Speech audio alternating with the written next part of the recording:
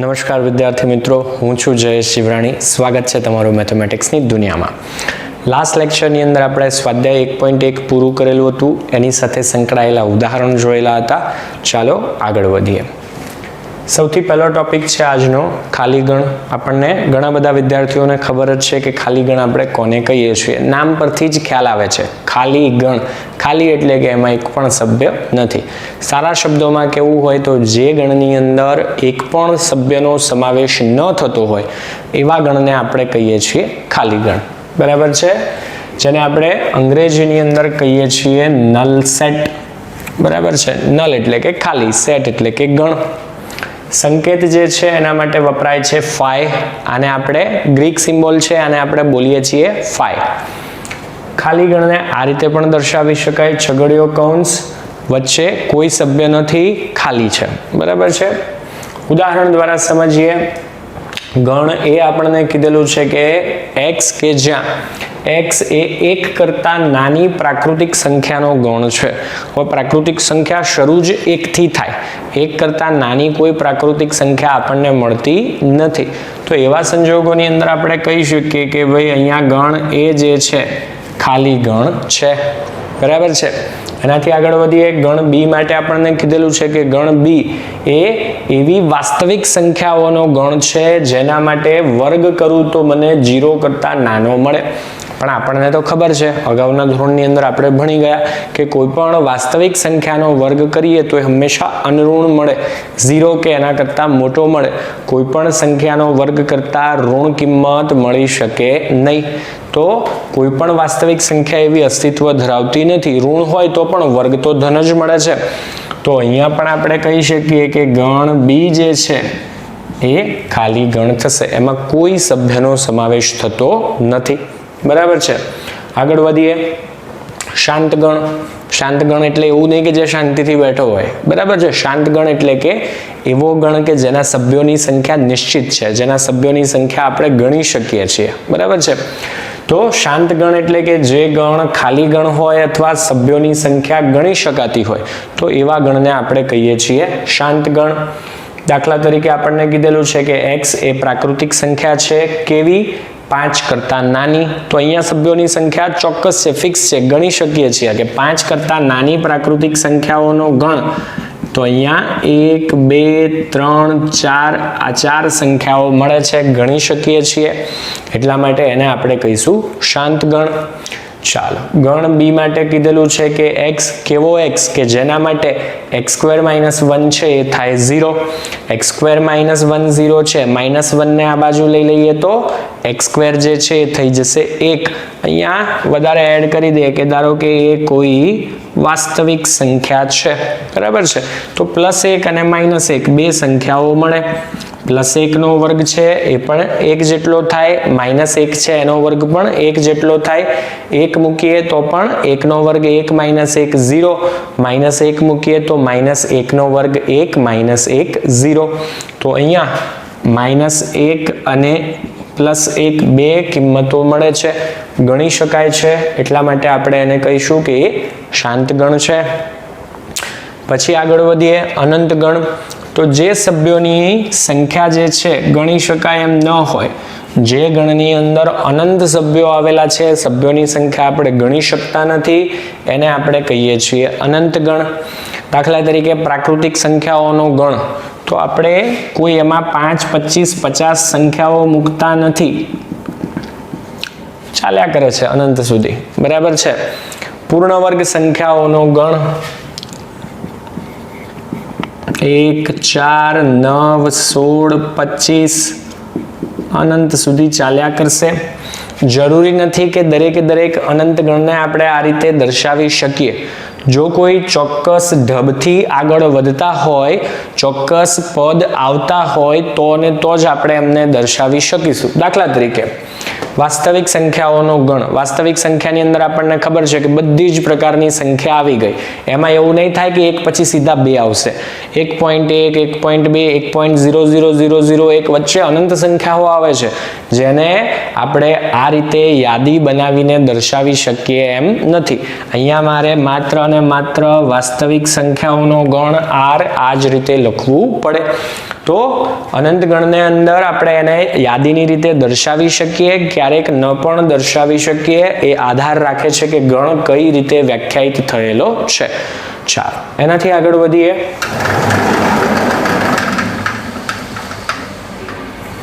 ચાલો પછીનો ટોપિક જે છે એ છે સમાન ગણ. નામ પરથી જ ખ્યાલ આવે, સમાન એટલે કે સરખું. તો બે ગણ આપણને આપેલા હોય, ગણ એ અને ગણ બી, બંનેની અંદર એક એક સભ્ય સરખો હોય. એમાં જે સભ્યો છે એ જ બધા સભ્યો બી ની અંદર છે, ન એક સભ્ય વધારે ન એક સભ્ય ઓછો. તો એવા સંજોગોની અંદર આપણે કહી શકીએ કે ગણ એ અને ગણ બી કેવા છે? સમાન છે, સરખા છે. બરાબર છે.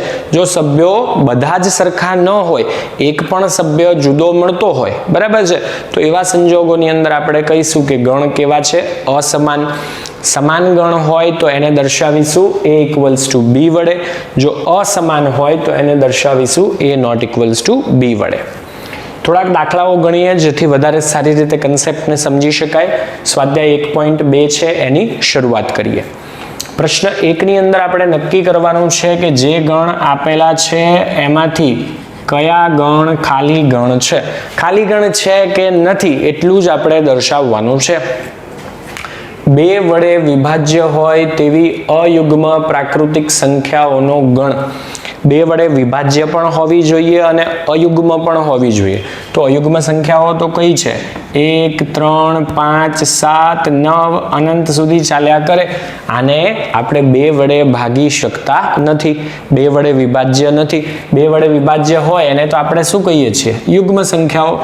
તો યુગ્મ સંખ્યા હોઈ શકે અથવા તો અયુગ્મ હોઈ શકે, બંને વસ્તુ એક સાથે હોઈ શકે નહીં. આપણને કોઈ પણ સંખ્યા એવી નહીં મળે કે જે અયુગ્મ પણ હોય અને બે વડે વિભાજ્ય પણ હોય. અહીંયા કોઈ સભ્ય મળતો નથી, એટલા માટે આ થશે ખાલી ગણ. શા માટે? બે વડે વિભાજ્ય હોય એવી તમામે તમામ સંખ્યાઓ યુગ્મ હોય, બે વડે વિભાજ્ય અયુગ્મ સંખ્યા મળી શકે નહીં. ચાલો, યુગ્મ અવિભાજ્ય પ્રાકૃતિક સંખ્યાઓનો ગણ. બરાબર છે. તો અવિભાજ્ય સંખ્યાઓ લખવા બેસીએ તો 2, 3, 5, 7, 11, 13 ચાલ્યા કરશે. આગળ જે સંખ્યાઓ આવતી હોય તે. આગળ બધી અયુગ્મ જ આવવાની છે, પણ આપણે તો ધ્યાન આપીએ તો સૌથી પહેલી જ સંખ્યા કઈ છે? 2. તો આ ગણની અંદર સભ્યો જે છે એકમાત્ર સભ્ય મળે છે 2, ખાલી ગણ નથી. બરાબર છે. ઓછામાં ઓછો એક સભ્ય મળે છે.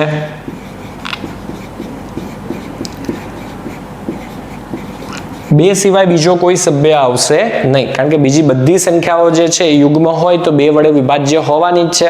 બે વડે વિભાજ્ય હોય તો એ અવિભાજ્ય કહી શકાશે નહીં. બરાબર છે. ચાલો, આ લખો તો પણ ભલે, ન લખો તો પણ ભલે. એનાથી આગળ વધીએ. x એ પ્રાકૃતિક સંખ્યા છે. બરાબર છે. પ્રાકૃતિક છે અને કેવી? 5 કરતા નાની, 1, 2, 3, 4, સાથે સાથે 7 કરતા મોટી. તો 5 કરતા નાની હોય અને 7 કરતા મોટી હોય એવી કોઈ સંખ્યા મળી શકે નહીં. બરાબર છે.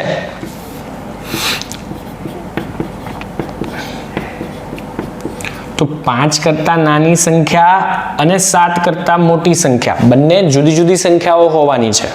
5 કરતા નાની પણ હોય અને 7 કરતા મોટી પણ હોય એવી કોઈ સંખ્યાનું અસ્તિત્વ નથી. તો આપણે કહી શકીએ કે અહીંયા કોઈ સભ્ય મળતો નથી, તો આ ગણ જે છે એ ખાલી ગણ છે. કારણ કે 5 કરતા નાની, 7 કરતા મોટી કોઈ સંખ્યાનું અસ્તિત્વ જ નથી. y એ બે ભિન્ન સમાંતર રેખાઓનો છેદ બિંદુ. બે ભિન્ન રેખાઓ કેવી? સમાંતર. તો સમાંતર રેખા આપણે કોને કહીએ? જેમનું છેદ બિંદુ ન મળતું હોય. દાખલા તરીકે રેખા L, એને સમાંતર બીજી રેખા છે રેખા M. L અને M સમાંતર. તો સમાંતર આપણે એને જ કહીએ છીએ જેનું છેદ બિંદુ ન મળે. સમાંતર રેખાઓનું છેદ બિંદુ મળી શકે નહીં. બે ભિન્ન સમાંતર રેખાઓ, એમના માટે એવું લખી શકીએ કે એમનું છેદ બિંદુ ન મળે. તો અહીંયા પણ જે ગણ છે એ ખાલી ગણ છે. તો જે ગણ આપેલા છે એમાંથી પહેલો, ત્રીજો અને ચોથો ગણ જે છે એ ખાલી ગણ છે.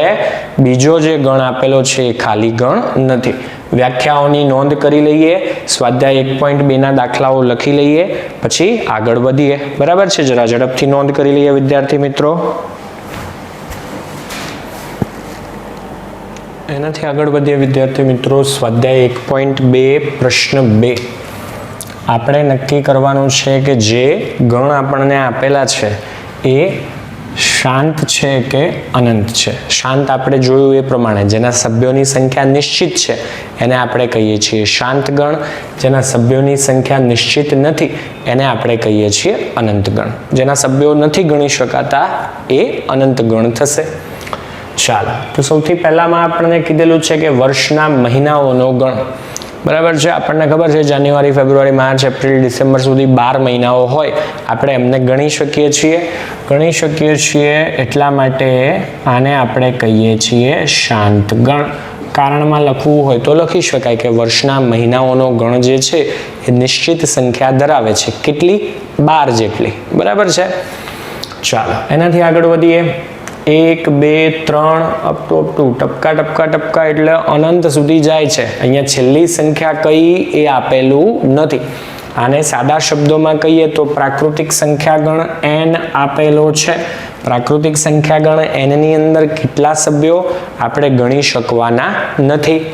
તો આને આપણે કહી શકીએ, અહીંયા લખવું હોય તો લખી દઈએ કે નિશ્ચિત સભ્યો. બરાબર છે. અહીંયા લખી દઈએ તો અનંત ગણ. શા માટે? કારણ કે અહીંયા અનંત સભ્યો છે. ચાલો, એનાથી આગળ વધીએ. 1, 2, 3 છે આના જેવું જ, પણ અહીંયા આપણને કીધેલું છે કે છેલ્લે 98, 99, 100 પહેલી 100 પ્રાકૃતિક સંખ્યાઓનો ગણ. 100 જેટલા સભ્યો છે, નિશ્ચિત સભ્યો છે, ચોક્કસ સભ્યો છે, ગણી શકાય છે. તો આને આપણે કહીશું કે આ જે છે શાંત ગણ છે. શા માટે? નિશ્ચિત સભ્યો છે, ચોક્કસ સભ્યો છે. ચાલો, 100 કરતા મોટા ધન પૂર્ણાંકોનો ગણ. 100 કરતા મોટા ધન પૂર્ણાંકો એટલે કયો સૌથી મોટો એ કંઈ કીધેલું નથી. ક્યાં પૂરો કરવો એ કંઈ કીધેલું નથી. તો આને જો યાદીની રીતે લખવા બેસીએ તો 101, 102, 103 અનંત સુધી જશે. છેલ્લો કયો પૂર્ણાંક સૌથી મોટો એવી કોઈ ગણિતની અંદર લિમિટ નથી. બરાબર છે. તો આને આપણે કહીશું કે અનંત ગણ છે. શા માટે? અનંત સભ્યો છે એટલા માટે.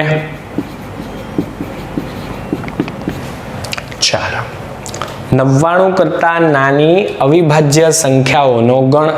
2, 3, 5, 7, 11, 13, 17, 19, 23 આપણે યાદીની રીતે લખીએ તો જે સંખ્યાઓ મળે છે 99 કરતા નાની છે એવું આપી દીધેલું છે. બરાબર છે. એટલે છેલ્લે આપણે 97 લખીશું. તો એ બધી સંખ્યાઓ જેટલી મળતી હોય તેટલી સંખ્યાથી આપણને મતલબ નથી, ગણી શકાય છે એટલા માટે આપણે કહી શકીએ કે એ છે શાંત ગણ. શા માટે? એ ચોક્કસ ગણી શકાય એટલા જ સભ્યો ધરાવે છે, નિશ્ચિત સભ્યો ધરાવે છે. એનાથી આગળ વધીએ. પ્રશ્ન 3. પ્રશ્ન 3 ની અંદર પણ વિદ્યાર્થી મિત્રો આપણે એ જ નક્કી કરવાનું છે કે આપેલા છે એ શાંત ગણ છે કે અનંત ગણ છે. સૌથી પહેલામાં આપણને કીધેલું છે કે x અક્ષને સમાંતર હોય એવી રેખાઓનો ગણ. તો x અક્ષ આ રીતે છે, સમક્ષિતિજ રેખા, એને સમાંતર હોય તેવી 1, 2, 3 આમ છે એક ઉપર સુધી જેટલી રેખાઓ મારે દોરવી હશે એ દોરી શકાશે. આ બાજુ પણ નીચે તરફ પણ એને સમાંતર હોય એવી જેટલી રેખાઓ મારે દોરવી હોય એટલી દોરી શકાય. એવું નથી કે ઉપર 4 રેખા જ આવે અને નીચે 3 રેખા જ આવે. અનંત રેખાઓ આપણે દોરી શકીશું. બરાબર છે. કારણ કે x અક્ષ અને y અક્ષ જે છે એનો કોઈ એન્ડ નથી. બરાબર છે, બંને અનંત રેખાઓ છે તો ઉપર નીચે આપણે અનંત રેખાઓ દોરી શકીશું. બરાબર છે, તો અહીંયા x અક્ષને સમાંતર હોય તેવી અનંત રેખાઓ મળે. કેટલી મળે? અનંત, ગણી શકતા નથી. અને એટલા માટે જ આને આપણે કહીશું અનંત ગણ. બરાબર છે. ચાલો, આકૃતિ માત્ર ને માત્ર આપણી સમજણ માટે જ, ન દોરીએ તો પણ ચાલે. ચાલો, એનાથી આગળ વધીએ. અંગ્રેજી મૂળાક્ષરોનો ગણ ABCD Z સુધી જાય. સભ્યો ગણી શકાય. સભ્યોને આપણે ગણી શકીએ છીએ એટલે આપણે કહીશું કે શાંત ગણ છે. 26 જેટલા સભ્યો હોય આપણને ખ્યાલ છે. 5ના ગુણિતમાં હોય. બરાબર છે, 5ની ગુણિત સંખ્યાઓનો ગણ, 5 વડે વિભાજ્ય સંખ્યાઓનો ગણ. તો આની અંદર લખવા બેસીએ તો 5, 10, 15, 20 ક્યાં સુધી જશે? તો કે ભાઈ અનંત સુધી. બરાબર છે, છેલ્લી સંખ્યા કઈ કોઈને ખબર નથી.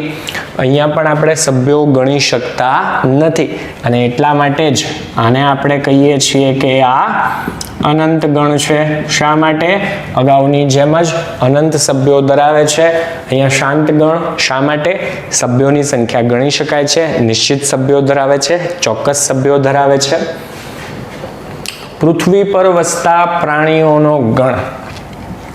તો આપણે ઘણી વખત છાપાની અંદર વાંચીએ છીએ કે ગીરની અંદર સિંહની સંખ્યા વધી, બંગાળની અંદર વાઘની સંખ્યાની અંદર ઘટાડો થયો. બરાબર છે, હિમાલયની અંદર રીંછની સંખ્યામાં વધારો થયો. તો એમાં કંઈ મોદીજીના સપનું આવે છે? ના, એમની ચોક્કસ ગણતરી રાખવામાં આવે છે. એમની ગણતરીનો રેકોર્ડ આપણે રાખીએ છીએ અને એના આધારે જ આપણે નક્કી કરીએ છીએ કે સમયની સાથે, વાતાવરણમાં ફેરફારની સાથે એમની સંખ્યામાં વધારો થાય છે કે ઘટાડો. જેટલા પણ છે એટલા, સંખ્યા ખૂબ મોટી હશે કારણ કે સમગ્ર પૃથ્વી પર નાખી દેલા છે, પણ આપણે એમને ગણી તો શકીશું જ. બરાબર છે, ગણી શકાય છે એ માટે શાંત ગણ. બરાબર છે, આમાં ધ્યાન આપીશું થોડુંક.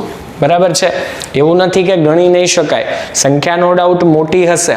બરાબર છે, પૃથ્વી પર વસતા તમામ પ્રાણીઓની સંખ્યા કંઈ 2, 5, 7 જેટલી નહીં હોય. ઘણા બધા પ્રાણીઓ હશે પણ આપણે એમને ગણી તો શકીશું જ. બરાબર છે, માણસોની વસ્તી ગણી શકાય છે તો પછી પ્રાણીઓની કેમ ન ગણી શકાય? બરાબર છે, માણસની વસ્તી પણ આપણે ગણીએ જ છીએ. વસ્તી ગણતરી ભારતમાં પણ દર થોડા વર્ષે થાય જ છે. તો પ્રાણીઓની સંખ્યામાં એવું નથી કે નહીં ગણી શકાય, ચોક્કસ ગણી શકાશે. અઘરું છે પણ ગણી શકાશે. ઉગમ બિંદુમાંથી પસાર થતા હોય તેવા વર્તુળોનો ગણ. તો કોઈ એક વર્તુળ ઉગમ બિંદુમાંથી પસાર થતું હોય એવું થશે નહીં. જેટલા વર્તુળ મારે દોરવા હોય એટલા વર્તુળ હું દોરી શકું. આ દિશામાં પણ દોરી શકાશે.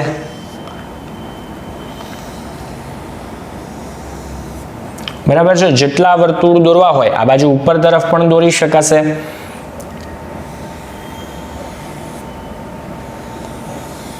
જેટલા વર્તુળ દોરવા હોય, ત્રિજ્યા ધીમે ધીમે મોટી થતી જશે. બરાબર છે, આટલામાં મેં 5-7 વર્તુળો દોર્યા. તમારે જેટલા વર્તુળ દોરવા હોય એટલા વર્તુળો દોરી શકાય.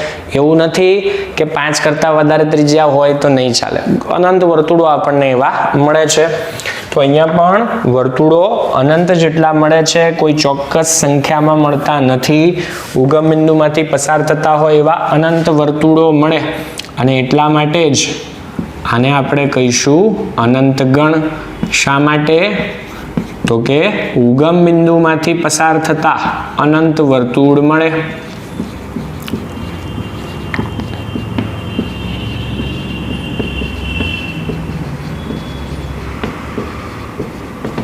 ચાલો, પ્રશ્ન 4. એમાં આપણને કીધેલું છે કે આપણે નક્કી કરવાનું છે કે ગણ જે આપેલા છે એ સમાન છે કે નહીં. સમાન હોય તો A = B લખીશું, અસમાન હોય તો does not equals to લખીશું. બરાબર છે. ચાલો, ગણ એ માં છે સભ્યો ABCD, ગણ બી માં છે DCBA. આપણે લાસ્ટ લેક્ચરની અંદર જ જોઈ ગયા કે ગણને જ્યારે યાદીની અંદર લખીએ છીએ ત્યારે કયા ક્રમમાં લખેલા છે એનાથી કોઈ ફરક પડતો નથી. અહીંયા પણ જો સભ્યોને જરા ધ્યાનથી જોઈએ તો ABCD આના આ જ સભ્યો છે. ક્રમ જુદો છે. ક્રમનું મહત્વ જ્યારે યાદીની રીતે લખીએ છીએ ત્યારે બિલકુલ નથી, અને એટલા માટે જ A અને B જે છે સમાન ગણ થશે. શા માટે? સમાન સભ્યો છે. ચાલો 4, 8, 12, 16. અહીંયા 4, 8, 16 છે, પણ 12 ની જગ્યાએ મને શું આપેલા છે? 18. એક પણ સભ્ય જુદો હોય તો સમાન ગણ કહેવાશે નહીં. બરાબર છે?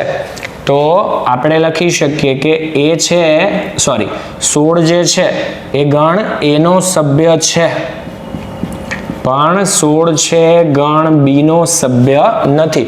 એક પણ સભ્ય જુદો આવતો હોય, આવું 18 માટે પણ લખી શકાય કે 18 છે ગણ બી નો સભ્ય છે, પણ ગણ એ નો સભ્ય નથી. અને એટલા માટે જ એ અને બી જે છે એ જુદા જુદા. લખવું હોય તો આમ પણ લખી શકીએ આપણે કે 18 છે ગણ એમાં નથી, અને 18 છે એ ગણ બી માં છે, અને એટલા માટે જ ગણ એ અને ગણ બી અસમાન છે, જુદા જુદા છે, ભિન્ન છે. 2, 4, 6, 8, 10 આ સભ્યો મને આપેલા છે ગણ એ ની અંદર. ગણ બી માટે શું કીધેલું છે? x. કેવો x?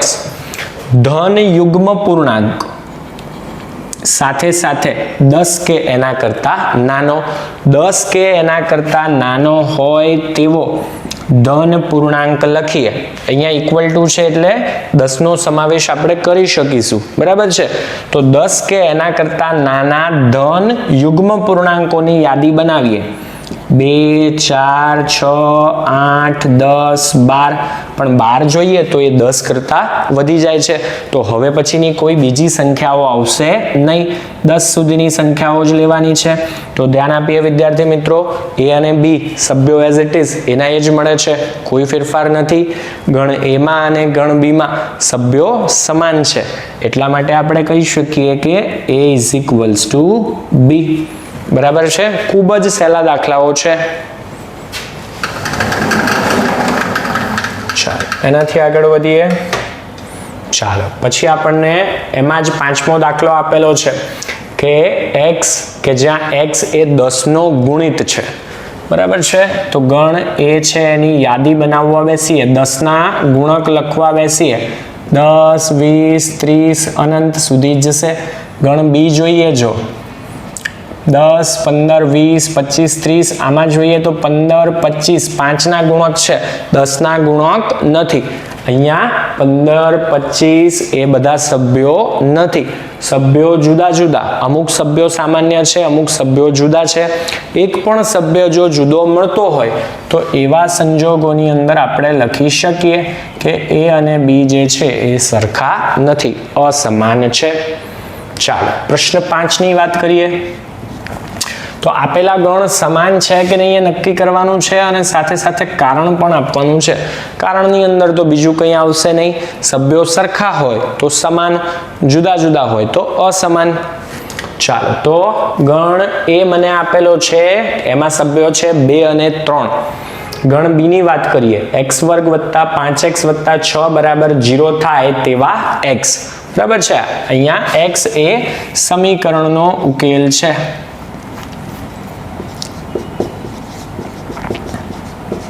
ચાલો તો સૌપ્રથમ આપણે સમીકરણનો ઉકેલ શોધી કાઢીએ. x² + 5x + 6 = 0. 6 ના એવા ભાગ પાડવાના છે કે 5 મળે. 3 × 2 તો અહીંયા અવયવ પાડીએ. x² + 3x + 2x + 6 ફાવે તો ડાયરેક્ટ અવયવ x + 3 x + 2 લખી શકાય. x કોમન, x + 3 પછીના જે બે પદ છે એમાંથી 2 કોમન, તો x + 2 ગુણાકારની અંદર x + 3 બે પદનો ગુણાકાર 0 એટલે x + 2 0 હોય અથવા x + 3 છે એ 0 હોય તો x ની કિંમત -2 જેટલી અથવા x ની કિંમત -3 જેટલી. તો ગણ b છે એને લખીએ તો -2 અને -3. તો હવે અહીંયા જોઈએ તો સભ્ય છે 2 અને 3, અહીંયા છે -2 અને -3. તો a અને b માં ભિન્ન સભ્યો હોવાથી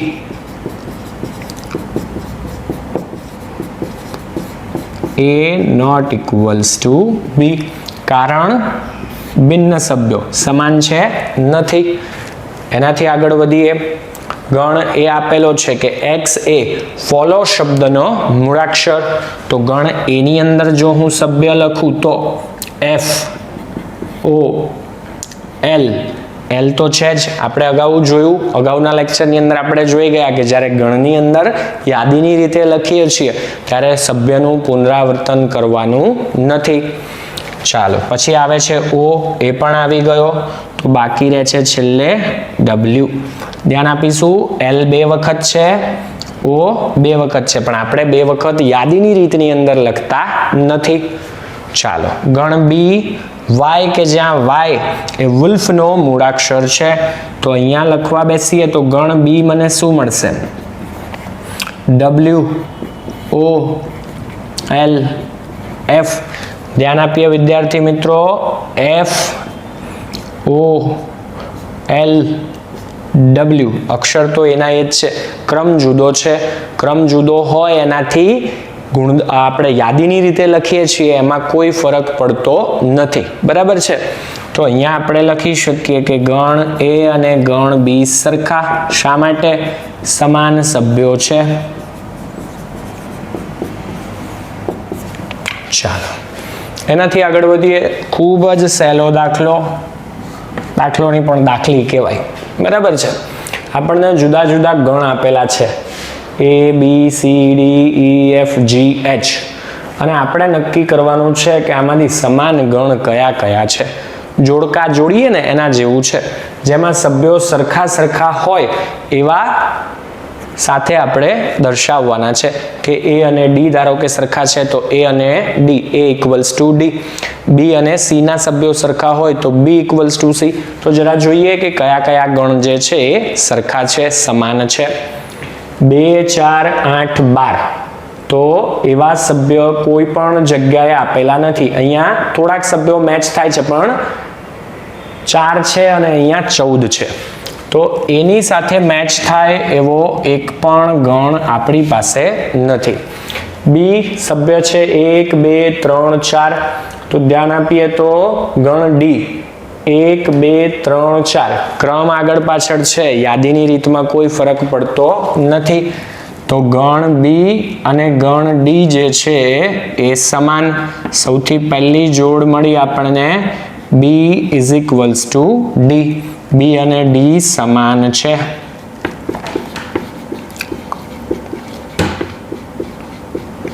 ચાલો એનાથી આગળ વધીએ. બીજી કોઈ જોડ જોઈએ આપણે તો 4 8 12 14 એવા કોઈ પણ સભ્યો આપણને આપેલા નથી. ગણ ઈમાં જોઈએ તો -1 અને 1 એવા સભ્યો જો આપણે આગળ જોઈએ તો ફરી પાછા જી ની અંદર ક્રમ એનો એ જ છે.